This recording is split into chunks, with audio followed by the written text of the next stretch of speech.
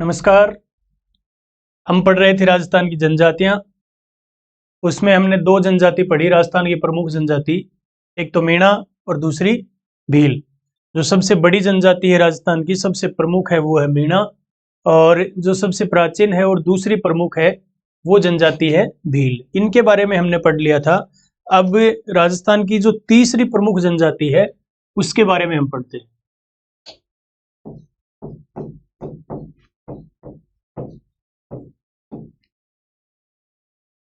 मीणा और भील के बाद राजस्थान की जो तीसरी प्रमुख जनजाति है उसका नाम है ग्रासिया। और ये जो ग्रासिया है, इस शब्द की उत्पत्ति कर्नल टोड के अनुसार एक शब्द से हुई है जिसका नाम है गवास।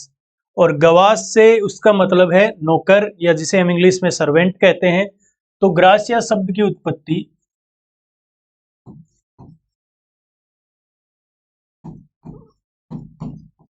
जिस शब्द से हुई है उस शब्द का नाम है गवास, और इस गवास का अर्थ होता है नौकर, या फिर हम कहें सर्वेंट। किसके अनुसार? तो ये बताया है कर्नल टोड ने। कर्नल टोड के अनुसार इसकी उत्पत्ति गवास शब्द से हुई है जिसका अर्थ है सर्वेंट या फिर नौकर। इस जनजाति का जो निवास स्थान माना जाता है, यानी मुख्य रूप से कहाँ रहती है, तो ये एक सिरोही का क्षेत्र है जिसे भाकर क्षेत्र के नाम से जाना जाता है। भाकर क्षेत्र सिरोही जिले का क्षेत्र है और वहां एक जनजाति रहती है। कौन सी? ग्रासिया जनजाति। तो इसका निवास स्थान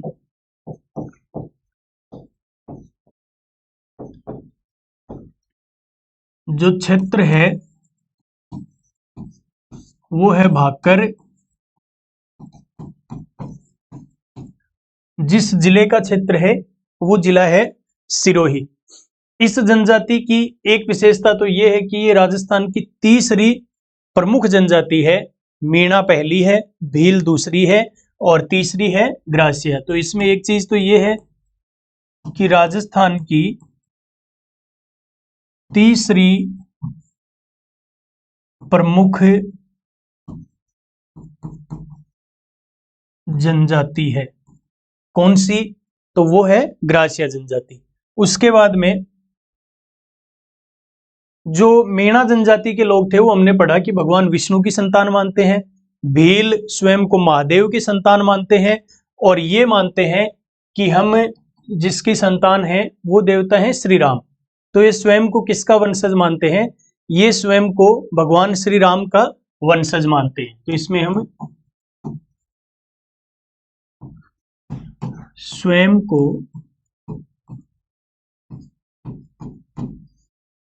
श्री राम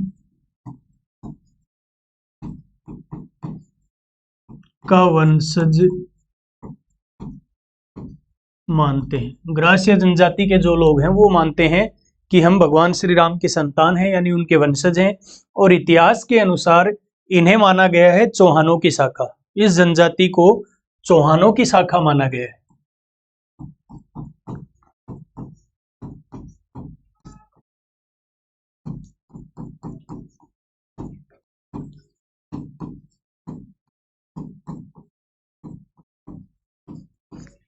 इतिहास में इसे शाखा माना गया है किसकी? चौहानों की। स्वयं को संतान मानते हैं किसकी?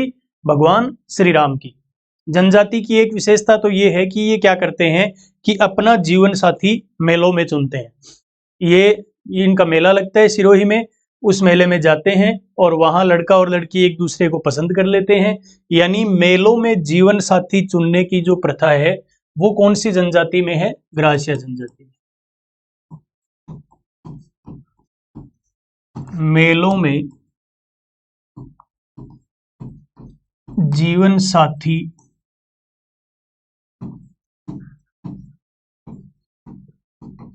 चुनते हैं। ग्रासिया जनजाति की विशेषता है कि मेलों में जीवन साथी चुनते हैं, यानी अपनी पसंद का विवाह करते हैं, प्रेम विवाह करते हैं। दूसरी विशेषता इनकी ये हो गई कि ये जनजाति सर्वाधिक प्रेम विवाह करती है। तो इसमें सर्वाधिक प्रेम विवाह किए जाते हैं।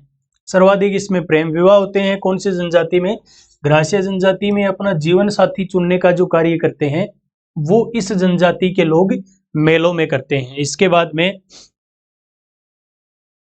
हमने पढ़ा था कि महुआ आदिवासियों का पवित्र वृक्ष है और उससे शराब बनाई जाती है, उसका वो सेवन करते हैं।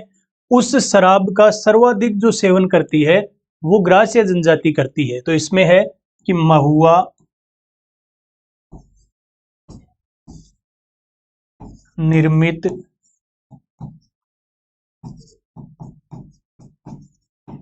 शराब का सर्वाधिक सेवन करते हैं। इस जनजाति के लोग महुआ से जो निर्मित शराब होती है उसका सर्वाधिक सेवन करते हैं।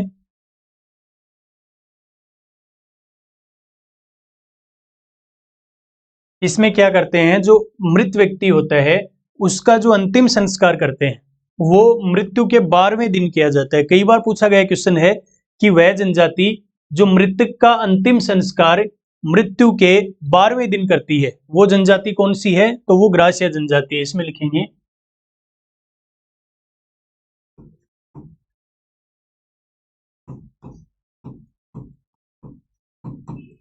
अंतिम संस्कार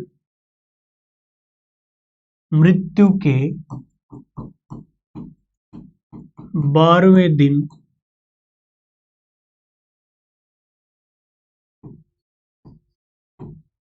किया जाता है। यानी मृत्यु के 12वें दिन मृतक का अंतिम संस्कार करते हैं। ये क्वेश्चन कई बार पूछा गया क्वेश्चन है। इसमें जो नवजात शिशु होता है उसका जो नामकरण किया जाता है वो जो पड़ोस की लड़कियां होती हैं उसके द्वारा किया जाता है। कौन सी जनजाति में? ग्रासिया जनजाति में। तो इसमें हम लिखेंगे नवजात शिशु का नामकरण पड़ोस की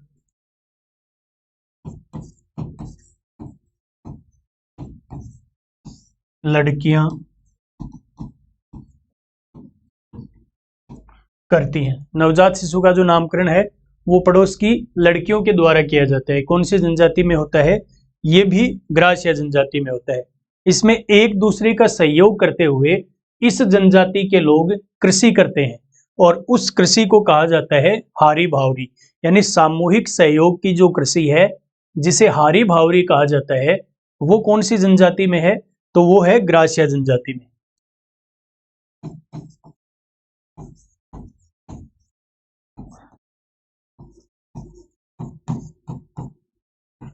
सामूहिक सहयोग की कृषि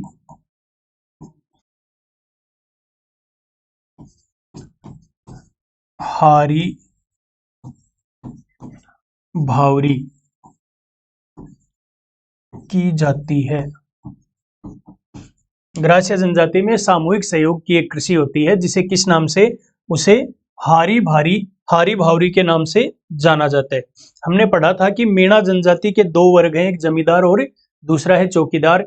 ये जो जनजाति है इसे भी समाज में 3 वर्गों में बांटा गया, यानी इसका जो समाज है उसके 3 वर्ग होते हैं।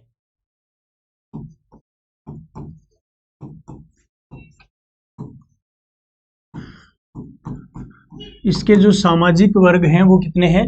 वो हैं 3 और वो हैसियत के हिसाब से होते हैं, जैसे सबसे ऊंचा, फिर बीच का और फिर नीचा। यानी एक तो होती है मोटी नियात, एक होती है नेन की नियात और एक होती है निचली नियात। 3 वर्ग हैं। कौन से 3 सामाजिक वर्ग हैं? एक नंबर तो है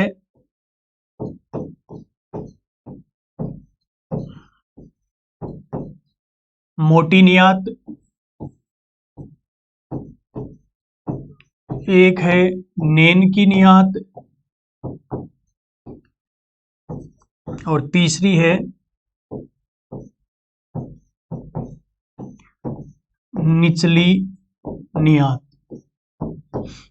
जिस क्रम में है उसी क्रम में है। सबसे जो निम्न है वो निचली है, उसके बाद है नैन की नियात, और सबसे जो उच्च सामाजिक वर्ग है वो है मोटी नियात। तो मोटी नियात, नैन की नियात और निचली नियात, तीन सामाजिक वर्गों में बटी हुई जनजाति कौन सी है? तो वो है ग्रासिया जनजाति। अब ये तो सामाजिक वर्ग है, ये जनजाति है, इसके भी दो भाग हैं, यानी जनजाति के दो वर्ग हैं, दो भाग हैं।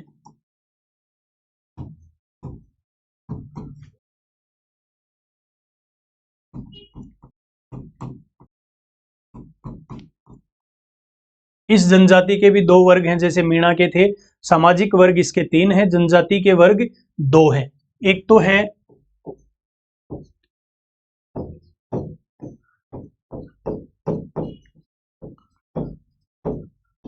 भील ग्रासिया, दूसरा होता है गमेती ग्रासिया। भील ग्रासिया से क्या मतलब है? जब कोई ग्रासिया पुरुष किसी भील स्त्री से विवाह कर ले तो उसे क्या कहा जाता है?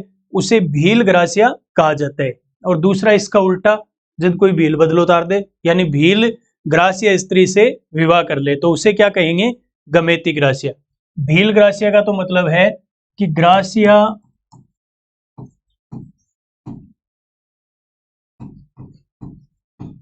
पुरुष द्वारा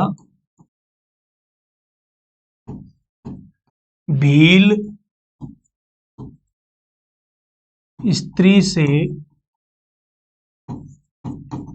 विवाह करना। दूसरा है गमेती ग्रासिया। इसका मतलब क्या है? इसमें पुरुष कौन सी जाति का या जनजाति का होगा? तो वो होगा भील, और स्त्री कौन सी होगी? ग्रासिया। तो इसमें लिखेंगे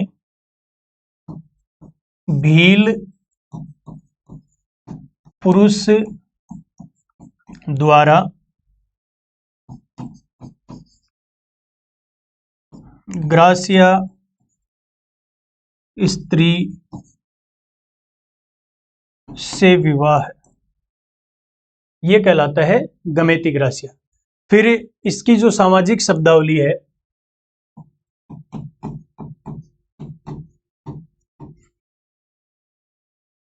शब्दावली में ग्रासिया जनजाति के जो घर होते हैं उन्हें घेर कहा जाता है।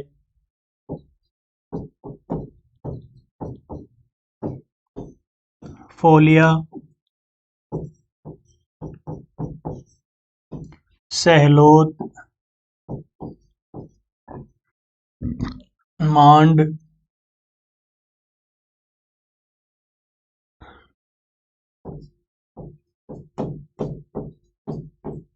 ओसरा, सोहरी, घेंटी,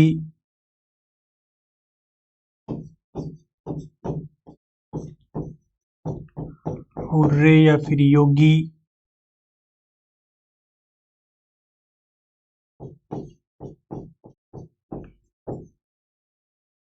गणगौर,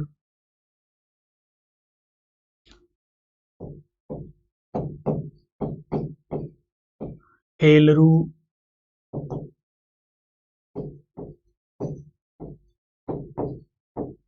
सियावा, कगोर, मेला। हाँ, तो शब्दावली में देखिए, घेर का क्या मतलब है? घेर का मतलब है इनके घर। तो ग्रासिया जनजाति के घरों को क्या कहा जाता है? घेर कहा जाता है। फोलिया, ये गांव की सबसे छोटी इकाई होती है जिसमें एक ही गोत्र के लोग रहते हैं, उसे क्या कहा जाता है? उसे फोलिया कहा जाता है। सहलोत, इसका मतलब है मुखिया। इनका जो मुखिया होता है उसे सहलोत कहते हैं। मांड, ये है अतिथि गृह। तो फोलिया गांव की सबसे छोटी इकाई जिसमें एक ही गोत्र के लोग रहते हैं उसे कहा जाता है फोलिया। सहलोत का मतलब होता है मुखिया। ग्रास या जनजाति का जो मुखिया है उसे सहलोत कहते हैं। ये सेकंड ग्रेड में पूछा गया क्वेश्चन है। मांड, इसका मतलब है अतिथि गृह। आपने बैठक बनाया गृह ना, वैसे इनका जो अतिथि गृह है, जो गेस्ट रूम है, उसे मांड के नाम से जाना जाता है।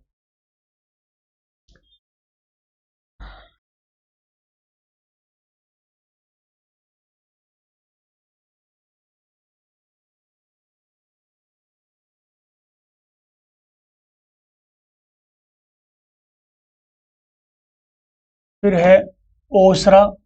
ओसरा का मतलब जैसे आपने ब्रिंडो है ना ग्रह के, वैसे ही इसमें जो बरामदा है उसे क्या कहा जाता है? ओसरा कहा जाता है।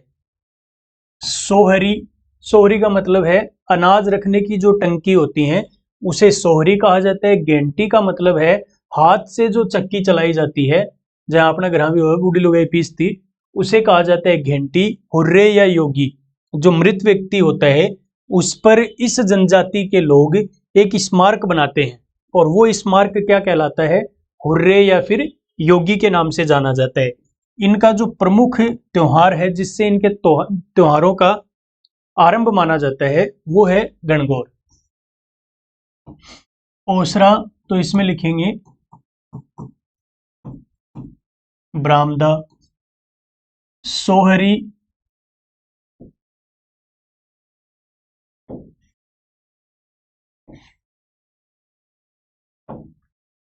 सोहरी का मतलब है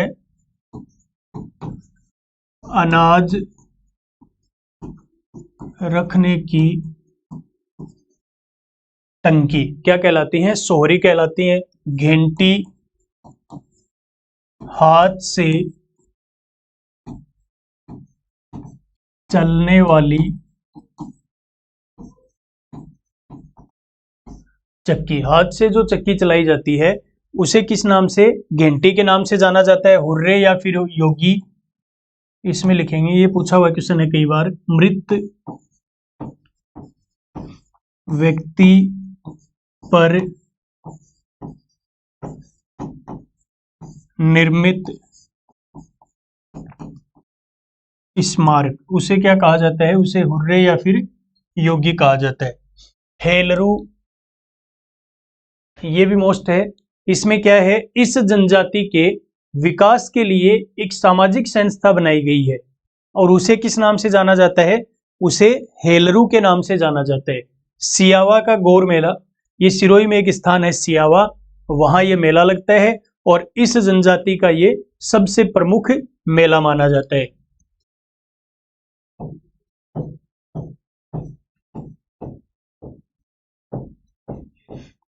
नक्की झील, ये सिरोही में स्थित है। राजस्थान की एकमात्र झील है जो सर्दियों में जम जाती है। राजस्थान की सबसे ऊंची झील है।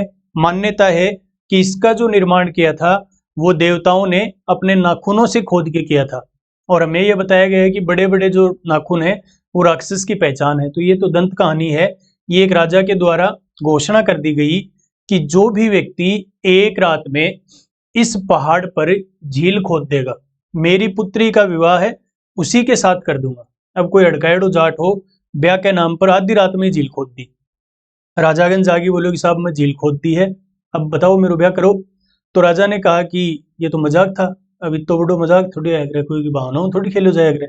उसने क्या किया? झील के पास गया, वहां जाकर जहर खाकर आत्महत्या कर ली। जब राजकुमारी को पता चला कि ऐसा व्यक्ति था, आधी रात में झील खोद दी, तो युद्ध के रुके कृषक है, ये भी वहां गई झील के पास, इसने भी आत्महत्या कर ली। झील के पास ही एक मंदिर बना हुआ है जिसे रसिया बालम मंदिर या कुंवारी कन्या मंदिर कहा जाता है। तो देवताओं के द्वारा ऐसा कार्य नहीं किया गया, क्योंकि बड़े बड़े नाखून राक्षस की पहचान है। तो नक्की झील सिरोही में है। इस जनजाति की सबसे पवित्र झील है कौन सी की? ग्रासिया जनजाति की। और इसमें जो अपने पूर्वज हैं उनकी अस्थियां प्रवाहित करते हैं। कौन सी झील में? नक्की झील में। हेलरू, ग्रासिया जनजाति के विकास हेतु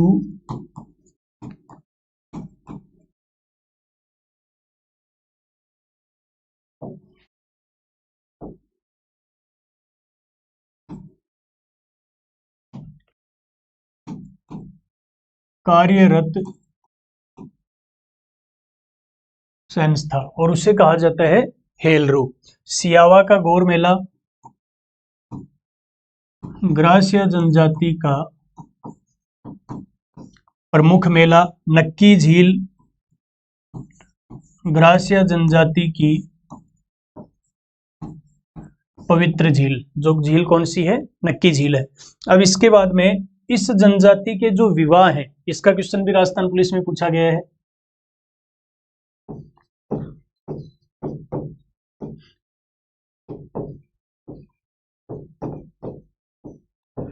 इसमें एक तो है मोरबंदिया, सीधा नाम दिया गया था सिर्फ मोरबंदिया, पहरावना और ताड़ना नामक जो विवाह है वो कौन सी जनजाति से संबंधित हैं? तो वो है ग्रासिया जनजाति से। राजस्थान पुलिस में एक बार ये क्वेश्चन पूछा गया है, विवाह के नाम दे दिए और जनजाति के बारे में पूछा गया था।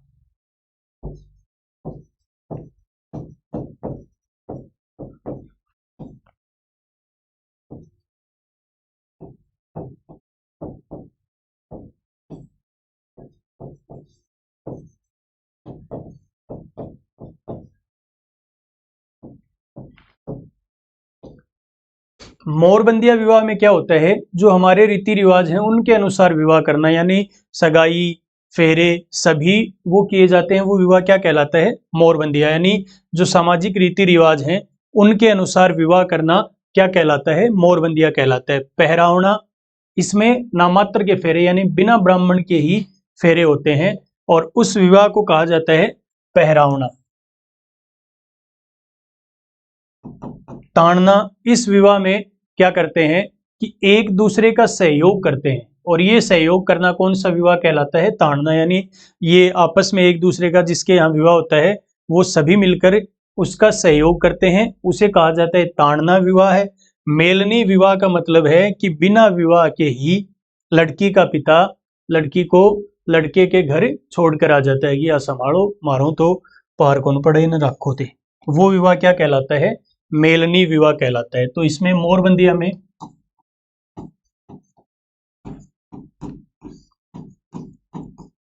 संपूर्ण रीति रिवाज से विवाह है।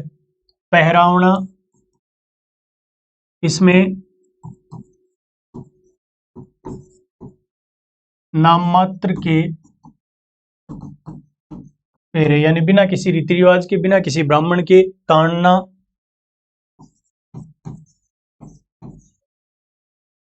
ये है सामूहिक सहयोग से विवाह है। मेलनी, लड़की को लड़के के घर छोड़ना, ये विवाह कहलाता है मेलनी विवाह। इसमें एक सबसे प्रमुख जो कई बार पूछा गया है वो इनका एक संस्कार है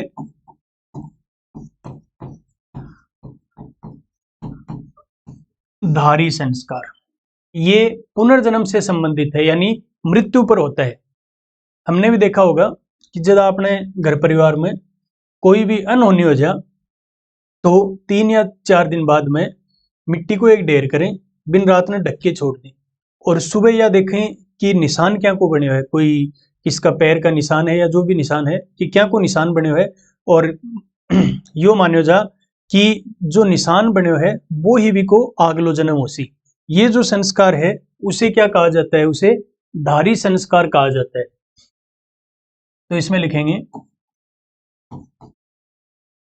मृत्यु से संबंधित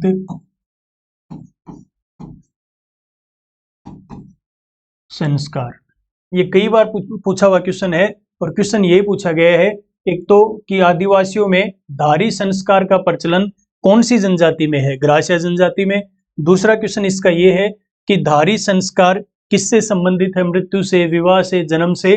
तो ये किससे संबंधित है? ये है मृत्यु से संबंधित। तो ये अपनी तीसरी प्रमुख जनजाति थी जो है ग्रासिया जनजाति। आज की क्लास में इतना ही। धन्यवाद।